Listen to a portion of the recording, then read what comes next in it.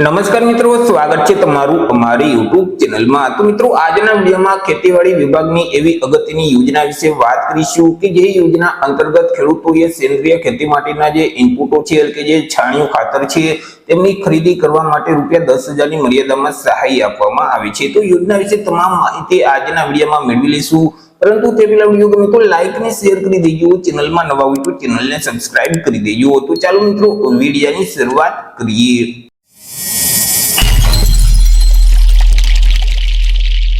તો સૌથી પહેલા તો મિત્રો આપણે વાત કરી લઈએ આજે સેન્દ્રિય ખેતી માટે ઇનપુટ સહાય યોજના છે તે યોજનાનો મુખ્ય હેતુ શું છે।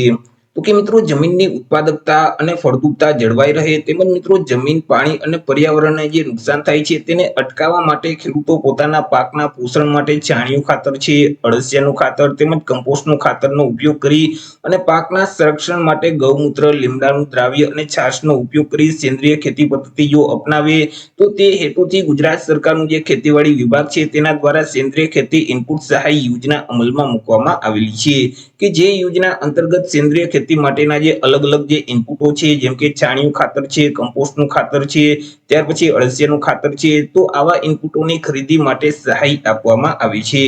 વાત કરી લઈએ મિત્રો યોજનાના લાભ વિશે કે આ યોજનાનો લાભ છે તે કોને કોને મળવાપાત્ર થશે।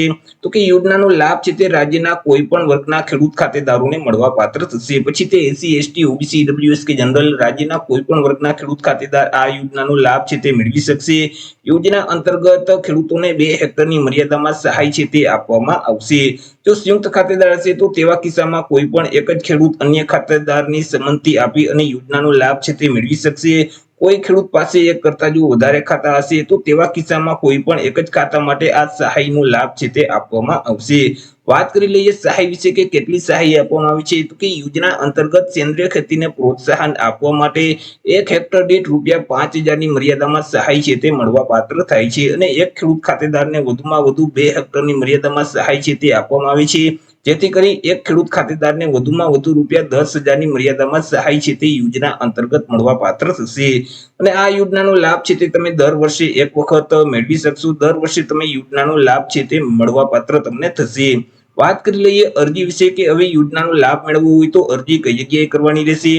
તો કે આ યોજનાનો લાભ મેળવવા માટે તમારે આઈ ખેડૂતનું જે પોર્ટલ છે તે પોર્ટલ મારફતે ઓનલાઈન અરજી કરવાની રહેશે, એટલે કે iKhedoot.gujarat.gov.in નામની જે વેબસાઇટ છે તે વેબસાઇટ ઉપર જઈ ઓનલાઈન અરજી કરી દેવાની રહેશે। વર્ષ 2026-27 માટે ઓનલાઈન અરજી ફોર્મ શરૂ કરવામાં આવેલા છે। 21/5/2026 થી અરજી ફોર્મ શરૂ કરી દેવામાં આવેલા છે અને 31/1/2027 સુધી તમે ઓનલાઈન અરજી ફોર્મ ભરી શકશો। ફોર્મ ભરવા માટે કયા કયા ડોક્યુમેન્ટની જરૂર પડશે તેના વિશે પણ વાત કરી લઈએ। તો કે સેન્દ્રિય ખેતીનું જે સ્ક્રોપનું સર્ટિફિકેટ છે તેમની જરૂર પડશે, બેંક પાસબુકના પ્રથમ પાનાની નકલ અથવા તો રદ કરેલ ચેક છે, આધાર કાર્ડ છે, ગામના નંબર 7/12/8 ના ઉતારાની નકલ છે, જો ખેડૂતો SC કે ST કેટેગરીમાં આવતા હશે તો જાતિનો દાખલો છે, સંયુક્ત ખાતેદાર હશે તો તેવા કિસ્સામાં અન્ય ખેડૂતનું બાંહેધરી પત્રક છે, જો દિવ્યાંગ ખેડૂત હશે તો દિવ્યાંગતાનું પ્રમાણપત્ર છે, અને જો વન અધિકારી ક્ષેત્ર લાગુ પડતું હશે તો વન અધિકારીનું જે પ્રમાણપત્ર છે તેમની જરૂર પડશે। તો ફોર્મ ભરતી વખતે તમારે આટલા ડોક્યુમેન્ટની જરૂર પડશે। તો આવી રીતે મિત્રો ખેડૂતો માટે ખેતીવાડી વિભાગની અગત્યની યોજના કહી શકાય સેન્દ્રિય ખેતી ઇનપુટ સહાય યોજના, કે જે યોજના અંતર્ગત સેન્દ્રિય ખેતી માટેના અલગ અલગ જે ઇનપુટો છે જેમ કે છાણિયું ખાતર છે, કમ્પોસ્ટનું ખાતર છે, અળસિયાનું ખાતર છે, તો આવા ઇનપુટની ખરીદી કરવા માટે ₹10,000 ની મર્યાદામાં સહાય આપવામાં આવે છે। તો આશા રાખું છું વિડીયો પસંદ પડ્યો હશે। વિડીયો પસંદ પડ્યો તો લાઈક અને શેર કરી દેજો, ચેનલમાં નવા હોય તો ચેનલને સબસ્ક્રાઇબ કરી દેજો। મળીશું એક નવા ટોપિક સાથે એક નવા વિડીયોમાં। ત્યાર સુધી જય હિન્દ, વંદે માતરમ।